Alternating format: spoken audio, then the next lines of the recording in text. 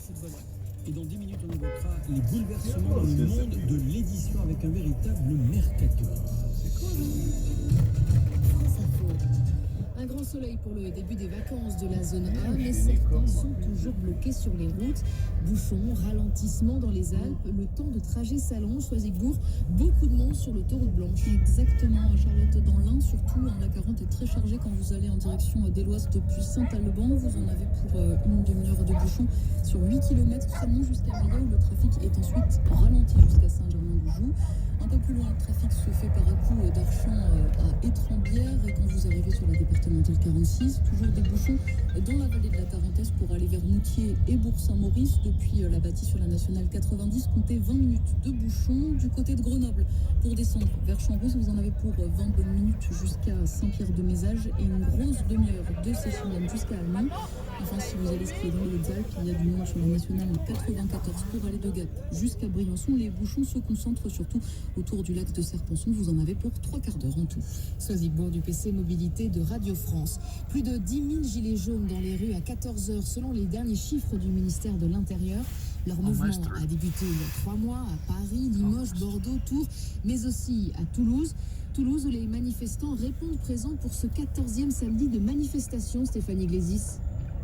Oui, d'après la dernière estimation de la police, il serait 4 000 dans les rues de Toulouse. En fait, à Toulouse, ça commence toujours de la même manière. Il y a toujours une mesure. Il y a 2 000 personnes, 2 3 000 personnes au départ de la manif dans l'hypercentre de Marche-en-Forêt.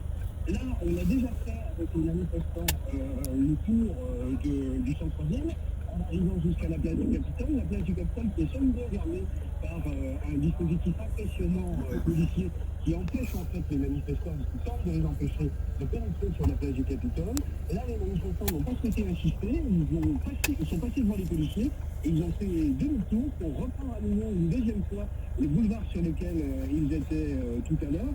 Les mouvements sont toujours les mêmes, Macron démission, on n'est pas fatigué, il fait chaud, envoyer des canons à eau. C'est des choses qu'on entend depuis plusieurs samedis déjà. La manifestation est suivie par la Fondation Copernic et la Ligue des droits de l'homme qui observent en fait ce qui se passe. Et pour l'instant, tout se passe calmement, fort heureusement, dans les rues de Toulouse. Stéphanie Glésis à Toulouse pour France Info. Et à Marseille, des gilets jaunes se mettent en route pour une longue marche. Ils rejoignent plusieurs groupes de manifestants pour rejoindre Paris à pied. Arrivée prévue dans la capitale le 17 mars prochain. Le convoyeur de fonds soupçonné d'avoir volé 3 millions d'euros et sa complice présumée sont présentés aujourd'hui à un juge. Lundi soir, le jeune homme de 27 ans s'est enfui d'Aubervilliers avec les sacs de billets. Il a été arrêté avec une complice présumée à Amiens le lendemain. Les enquêteurs n'ont retrouvé que la moitié du butin. Dans le Puy-de-Dôme, une femme de 93 ans a été tuée par arme à feu chez elle à Artonne hier soir.